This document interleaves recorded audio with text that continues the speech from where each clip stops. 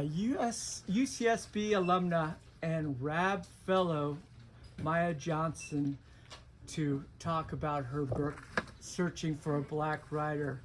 But to give her a proper introduction, I want to bring out a good friend of ours who's not only a great teacher from all of her ratings online, rate her professor, treats her pretty well. But she's also a fine writer with, we have one copy of her memoir of her dance. We will order more, Ellen. What You Become in Flight. I do have one copy for sale behind the counter. So to introduce Maya properly, please welcome Ellen O'Connell Whittet. Thank you all so much for being here. It's so nice to be sitting next to Maya again. It's been a while. And I was going to read just what her book's about and then tell you a little bit about my relationship with Maya, how I met her. This book, as I saw it progress and grow into what it is now. So this is just like the jacket copy, but a school like UC Santa Barbara should be a paradise. It's frat boys skipping class to surf 3 steps from their dorms. I don't know if that sounds like paradise. It's day-long ragers and girls in bikinis on a Monday. In the party town of Isla Vista, college years are meant to be reckless, inebriated, and untouchable, and everyone is trying to be something they're not. In this coming-of-age memoir, Maya, a Black queer writer running from a life of sexual repression, adulthood, becomes an aimless journey through isolation and elitism in the deceiving glow of the Santa Barbara ocean.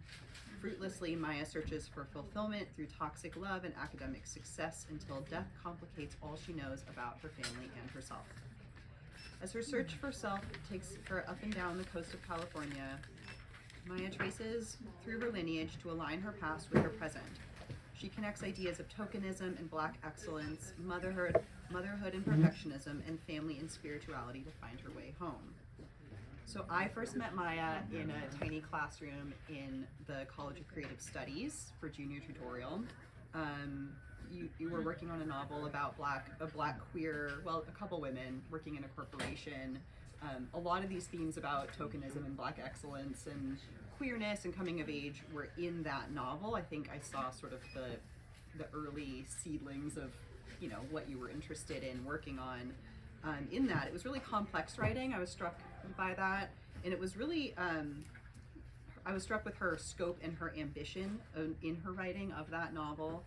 We worked on that for a couple quarters with a handful of Maya's classmates, some of whom are here today, before she got awarded the RAB Fellowship in the writing program at UCSB that allows students to work one-on-one with faculty mentorship.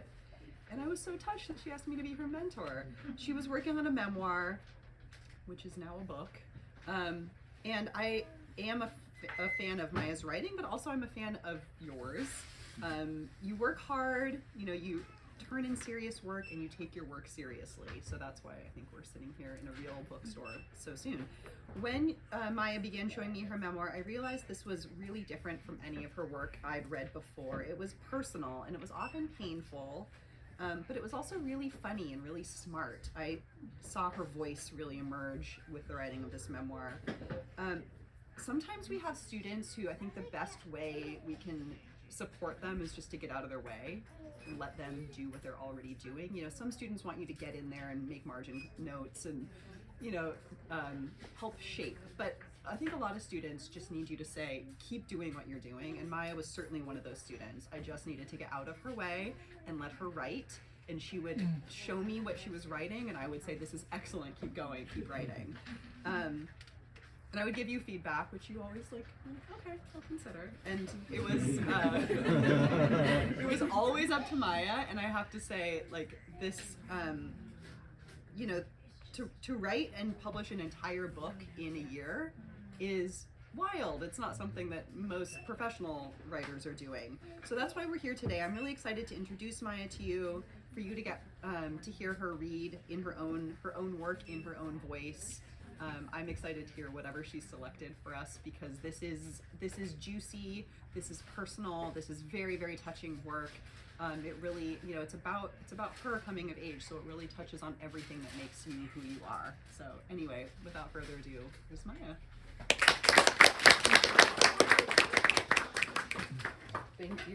so much for that. It was so touching. I love Ellen so much, and she's lying. She helped me so much. I never would have written a book if it wasn't for your mentorship.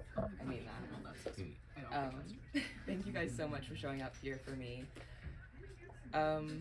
This book is a really interesting project. Writing a memoir at the age of 22 is kind of like, why? Most people write a memoir when they're like through their life and they have a life story to tell.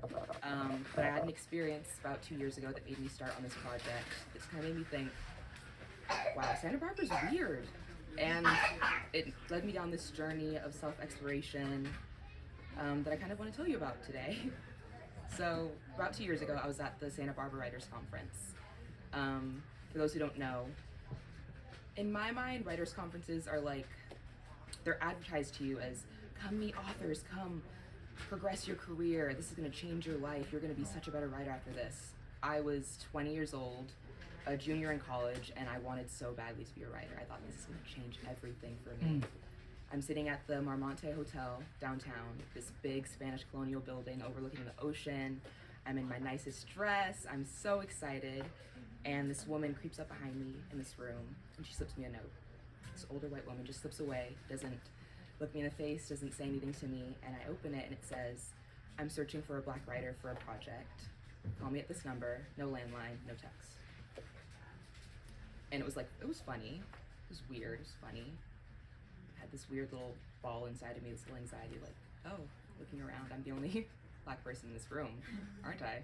It was fine though, wasn't gonna let it get to me. Until the next day, we went to dinner, and my professor, the only Black professor in my writing program, who I consider like a mentor, asked to sleep with me. And then the next day, at a workshop, this older white man is reading the story that he'd written about a Black maid that he had growing up. And all I could think was, this reminds me a lot of my grandmother, who grew up in Mississippi, who'd nannied so many white kids. And then this man, he stops reading, he turns to me, he touches my thigh, and he says, thank you for being here. I'm so glad you're here. And I wanted to cry.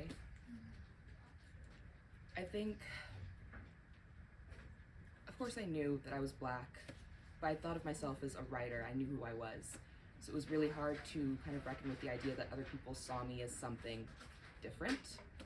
They saw me as something to sort of fill a quota in a room.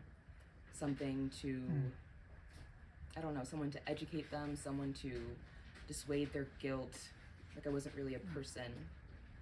And it was interesting because in a place like Santa Barbara, where I so little saw other people like me and felt seen in that way, what my race really meant to me was this idea of like home and family, and most importantly, my grandmother.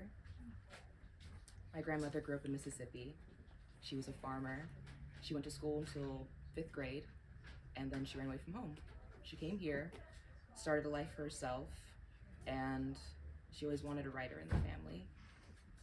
My dad, he always called my grandmother not just a Black person, she's the Black person. She is the definer of what it means to be Black in our family. And I agree, she's an incredible woman. And she passed this past December. And when she had passed, we hadn't really spoken for a couple of months, which was odd because I was named after her. I loved this woman, I idolized this woman. But when I came out to her for the first time, I had so much shame and there was so much distance between us that I couldn't really speak to her. Which I guess is to say that there were certain things keeping me from really understanding what it meant to be Black in the city and in these situations. And I guess that's sort of what this book is about. It's all those things that I couldn't really say and couldn't talk about, and trying to figure out what it means to be me and not just something for someone else. The final chapter of this book is named after my grandmother. It's called Namesake because I am named after her. Maya Ruby Lee Johnson. Her name is Ruby Lee Johnson. Country name, as my dad always says. Though I'd written her story a million ways, a million different times, I still doubted myself when writing about her. My grandmother was a mother of a whole community. What right did I have to tell her story, and how many others would I contradict? Who, what would I leave out? How could I not know her fully, yet feel like her existence was all of me? Accepting my grandmother was accepting all of me, same as accepting my dad, my mom, my ex-girlfriend, is what I've been asking everyone else around me to do, to see me with all of my complications and contradictions and to understand, after all that death and tragedy and rebirth that we had been through. And it was funny, I wondered if it was really my family that I had needed to accept me, or Santa Barbara and its community of writers, or if I was really the one who didn't fully accept me.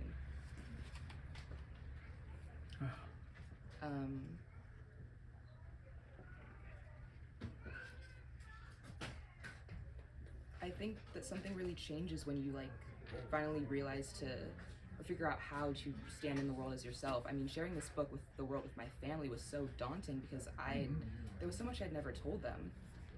I got into a car crash. My ex-girlfriend crashed her car, and I didn't call my mom, I didn't call my dad because I had so much shame about that relationship. And so that's why I wrote this book. Transitioning ever so slightly though. There's a lot of very interesting things that I came to a realization about my time in Santa Barbara that are a bit more funny, a bit more silly, goofy. And I wanted to read that chapter for you guys instead of getting so very, very sad. And before I read this chapter, I always preface this before I read this chapter. I love UC Santa Barbara. I've had so many great relationships come from my time at UC Santa Barbara, obviously. I have so many friends here, so many incredible faculty members I've met there. This is not one of those. And sometimes men just kind of ruin stuff.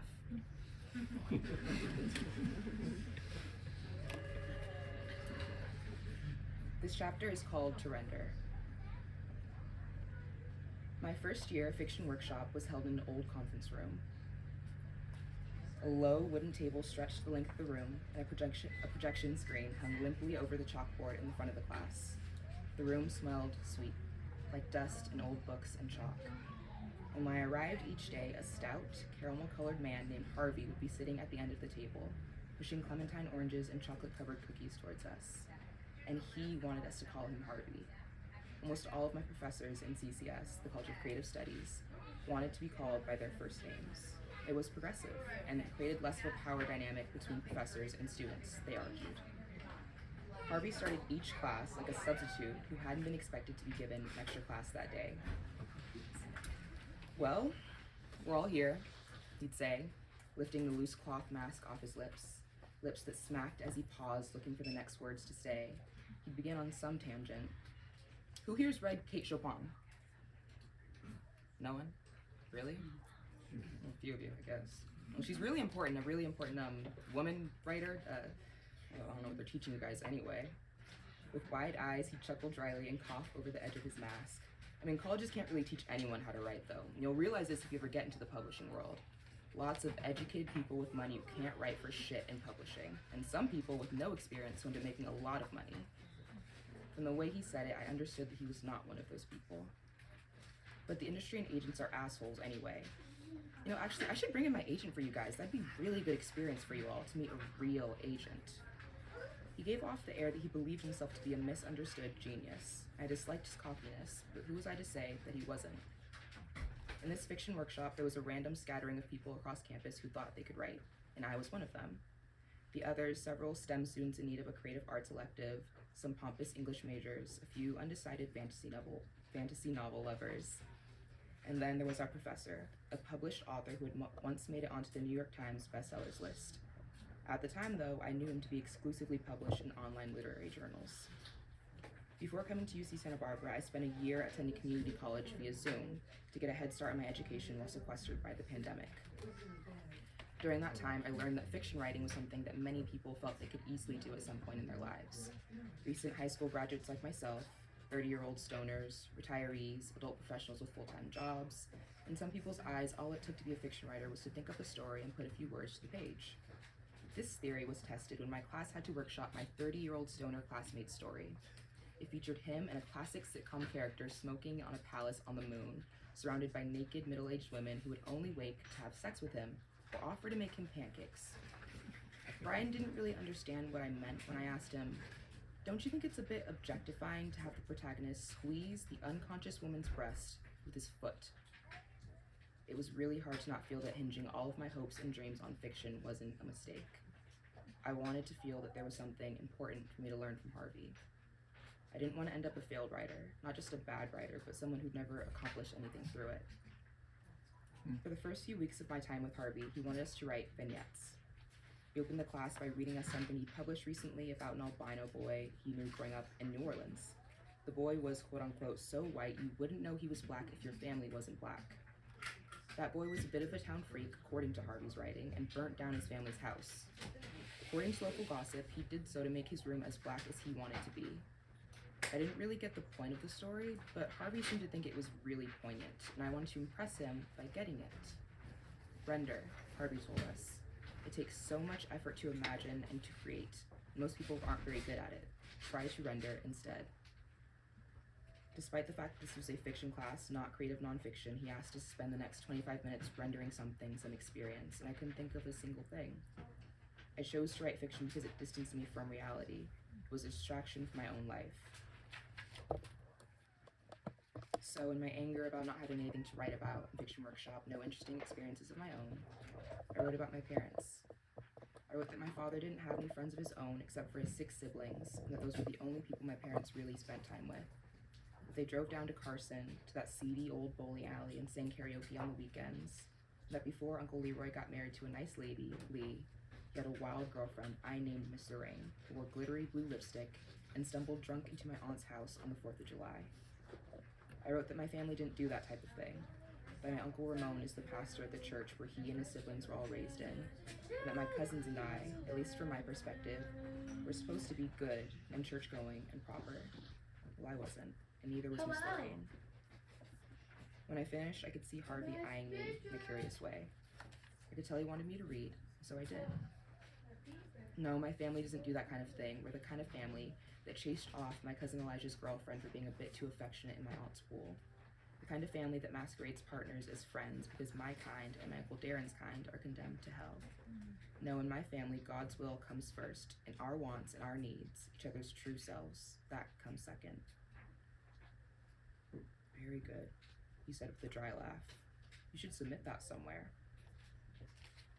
I tried not to smile. I felt cocky to accept a compliment, but I also struggled to believe him. I think I wanted that validation. As my classmates packed their bags and began to filter out, I found Harvey watching me again. What are you mixed with? He asked, as if it was the most normal thing in the world. I was standing behind my seat, sliding my laptop into its case. It was something I'd gotten asked often in middle school, but not much since, and it felt strange to be asked by a professor. Chinese or some kind of Asian, I think, I told him. I've never actually taken an ancestry test, but my dad says that's what my mom's side is mixed with. You know, my daughter's half Chinese, he said, pulling up a photo on his phone of a small girl whose skin was lighter than his. The girl in the picture had loose, curly hair and thin brown eyes, and she looked nothing like me. You remind me of her. I decided to take this as a compliment. Are you in the College of Creative Studies, he asked. I told him I was. You know, it's nice to see another black person in CCS. There used to be a bunch of us, but not anymore. Things have changed, I guess. I struggled to imagine a version of Santa Barbara where black people weren't 1 out of 20, but I liked the way he said it. Another black person, not just a black student. It was like we were in it together. At the end of my 3 months of fall semester, next semester after the fiction workshop had ended, I checked the course list to see what classes my first year cohorts and I had to take for winter semester. Literary theory, taught by H. Sullivan. What is lit theory? One of my classmates texted into the group chat made for our class of freshmen. Though I was technically a second-year transfer, I took all of my classes with this group of 20-something writers, and for several years we grew along one another. We were an eclectic group, like most groups of writers are, all oddballs in our own way. Does anyone know the professor? Kit, the boy who introduced himself at orientation as an ex-conservative, texted. I was excited to say that I was the only one who had taken a class with Harvey, which made me feel a bit ahead of the rest. I told him that he was eccentric and a bit strange, but nice, and that he was an author who helped me get published the previous quarter. I didn't mention how I suspected he'd only paid me such special attention because I was the only black student. It didn't seem as relevant. Is he a good writer? I think that his book is on the reading list, one of my classmates texted back. I logged into Gaucho Space and there it was. Oh, the Mischief You'll Find by Harvey Sullivan, listed on the class syllabus. Fame, I thought, for a professor to put their own book on the reading list, but all the same I was curious, almost excited to read it.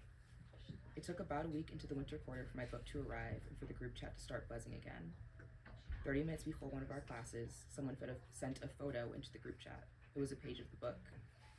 Has anyone read Harvey's book yet? Isn't this kind of weird? The next day when my book arrived, I poured over it immediately. Oh, the Mischief You'll Find was the story of Harry Stewart, a 29-year-old black professor at UC Santa Barbara who was troubled by his love life involving several undergraduate girls, including Tracy, the alluring 21-year-old virgin, and Deja, the foreign, forbidden student from the college he teaches and holder of magical mysteries. In the first few pages of the book, Harvey's self-insert protagonist engaged in descriptive and vaguely consensual sex acts with Tracy while she lay asleep. That was the page my classmates sent to the group chat. Within a few days, all of my classmates had read the book and came to the same conclusion. There was something deeply unsettling about Harvey. I felt disappointed in the quality of writing and its subject matter. I mean, was this really the man I had revered for a period of time? And suddenly, each interaction I'd had with him was cast in a new light.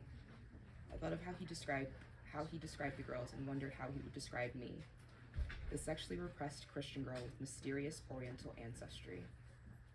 With this new thought, I re-examined what I had written in the class. I was conflicted because the only writing I'd published was that which plundered my own privacy and pain for validation, for my male professor's validation, for some white editors. But at the same time, I was proud of my writing, and I was proud of what I had accomplished, that I had gained a sense of confidence in myself as a writer. Harvey told me that he'd had people in his life cut him off for the things he'd written about them. He told me that was just a part of being a writer, a risk we had to take. I wondered if my family would ever do the same. I didn't know how to reconcile those feelings. I didn't want to move forward as a nonfiction writer if it meant exploiting the people around me. If that was what an author looked like, I wasn't sure I wanted to do it anymore. If I wasn't sure that was what I wanted, I didn't know what I was still doing there.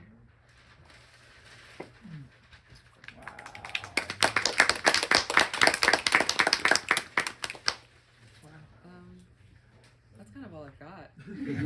Yeah. We're in time. Yeah, we're at Pretty good. 2:24.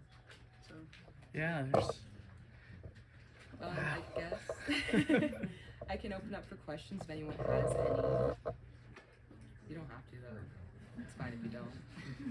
No, CCS students are here. You'll have questions. Oh, they have no thoughts on those heads. I have a question. Yeah. Thank you for having the courage to do this. Being a black writer myself, and being here in Santa Barbara, this is very inspiring. And it's also one of those things of representation, right? It's good to see us doing these things. And I know that writing memoir is not always an easy thing to do, very exposing, very vulnerable thing. So thank you for having that courage to show that other people can do the same thing. I wondered in that respect if you could talk about your process of writing in that span of a year, what that was like, and just reflect on that a little bit. Well, I mean, if we're being completely honest, this book was my senior project, so I kind of had to do it in a year. I didn't really have a choice. So I wrote that first story after that experience, and I just started kind of thinking about where to go from there.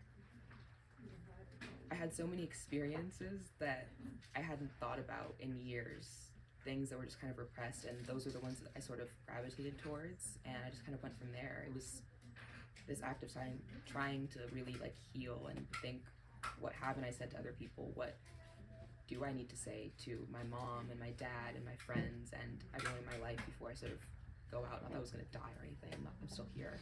But it kind of felt like that in a way. I was like, I have to say something. So that was really what that was like, yeah. I also wanted to thank you, Maya. So, as you know, I'm a poet. So, but poetry has elements of memoir in it. And I held off publishing my first book because there were some people still alive, and I was too worried about how they would receive what I had to say. And so, my question is, how has your family received your work since it's been published? It's been interesting.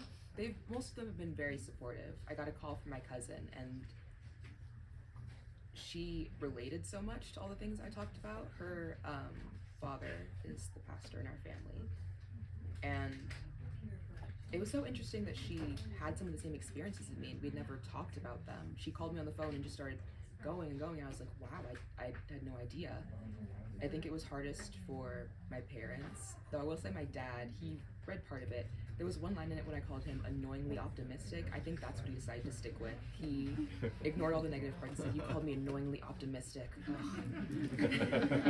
And it was a good process, though. I think it brought me closer to a lot of people in my family, even though it was extremely daunting. Yeah. First of all, Kim and I see you as family. I do too. The repression thing, once you get rid of that, and this is a very simple question as a dumb engineer, isn't getting rid of that repression the best feeling on earth? You know, it's a complicated thing because I'm not sure I'm fully rid of it. I think as a person you can start to fight against it and say I'm not going to live like that, but it's always kind of in you, I think, if you've had it for like a very long time. I'll say it's freeing to not let it define me, but it's definitely still there. Yeah. I have a question. You said something about in the fiction workshop how you plundered your experiences and pain in order to sort of cater to this professor and his tastes. And I'm wondering, I mean, that is sort of like the least, I mean, that happens a lot in sort of like the personal essay industrial complex where we turn our hard things, sometimes our trauma, into like little, 1,200 word bites of, like digesting it for other people. Like here's what happened. I guess I'm wondering, especially considering you're a Black queer writer and these are identities that both do define you, but also are just, are just two identities out of several that you hold. How do you fight against that? Like, how do you think about memoir as, or do you maybe even, as something like redemptive that you have control over the storytelling, rather than just like plundering your own experience for, exploiting yourself? Well, I'm going to tell you something. Okay. We've talked about this when we were working on the book, and I actually kind of stole that line from you. I think you put it on one of my notes vaguely, and I kind of reworded it. So why? It was so hard. I don't know if I have an answer for that. I'm going to say that it was hard. The entire time I wrote this, I was like, is that what I'm doing? I mean, you guys are all a Santa Barbara-based audience. Is that what I'm doing with this book? I don't know. I think... No, it's fine. I mean, I was just thinking, like, how do you feel? Do you feel like you're doing that, or do you feel redeemed in some way by the storytelling? I mean, you are the one who's in control of the story. I think it's... And the publishing yeah. of it? Yeah. Does it feel like that? I think when I was writing it, there were definitely moments when I felt like that was what I was doing. And honestly, it's been, once I released it to other people and got responses, that I felt that it wasn't in a weird way.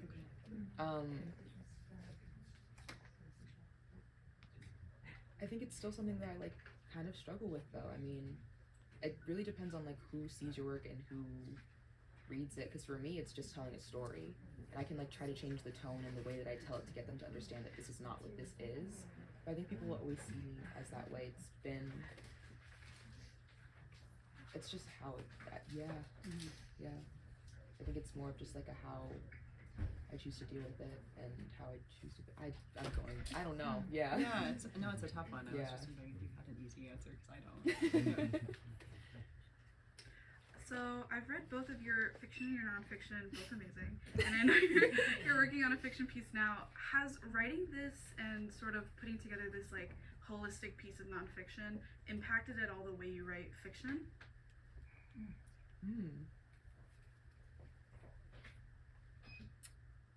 That's a good question. I think it's allowed me to not insert myself into my fiction as much. It's a good separation. I've read a lot of my past fiction, and it sounds a lot like Harvey's work, where it's just like I'm the protagonist, I'm sort of like trying to deal with my problems through these imaginary situations. But after writing this and I started writing that piece again, it felt like I don't have to work through my issues in fiction. I can like explore other ideas and actually write real fiction, because this is separate. It's not something that I'm just like pushing into my other work. It's its own thing, and that feels good actually. So that's great. You want to take one more question? We'll do one more. Oh, if anyone else has one more. I don't know if anyone does, and that's fine. I have many questions. But Yeah. I'm just curious, like this whole process. It sounds like it's the first time publishing a book. Is that right? Yeah. What are like top 1 to 3 moments of this experience? Oh, that's a good question. Okay, top 1 to 3 moments. The first one was when I saw the cover for the first time. One of my classmates, Sunny Yu, designed this, and when she sent me like the first time, I was like, just walking around campus, and I was like, that's perfect. Seeing it like with all the colors made it feel real. The first book launch, which I had at CCS, was so incredible. My friend Sophie made desserts, and it was just so lovely and cute. And this, I think, having it in a store feels really incredible, because I published this independently. It was a lot of work, and usually books that you publish yourself don't really make it into stores, I don't think, because, you know, I kind of just made that on my computer. But yeah, this is really cool. Her memoirs, Searching for a Black Writer. Maya Johnson, thank you so much for coming. And Ellen, thank you. Thank you guys all for being here. This means so much.